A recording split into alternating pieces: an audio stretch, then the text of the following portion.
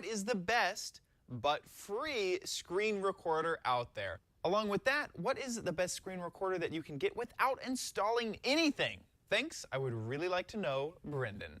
Thanks a lot, Brendan, for sending that in. And we get this asked all the time. What program should I use to record Minecraft?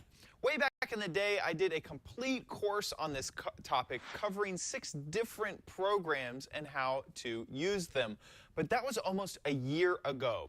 Since then, Open Broadcaster Software, or OBS, has become extremely popular and one of my go-to recommendations for people who want to record. It's also free, and it's also available on PC, Mac, and soon to be Linux.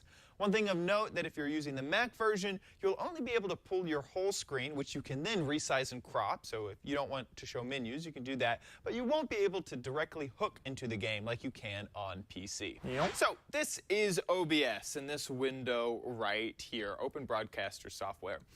First, let me just quickly explain the overview of what you're all looking at. You have your scenes over here in this box, and then inside of a scene, you'll have the sources of that scene. You have a few buttons to stop and start your streaming or recording or preview your stream. You also have global sources and your settings. Let's jump into settings real quick. Over here in general, you can choose your language, and you can also choose which profile you're on. And you can have multiple profiles, which is something that I use, one to record face cam and one to actually stream. We're going to cover local recording because that's what we wanted to do. But if you wanted to, you could rename this something, add it as a scene, and now it is in the drop-down list. But we're going to stay on local recording. You have a few other options down here.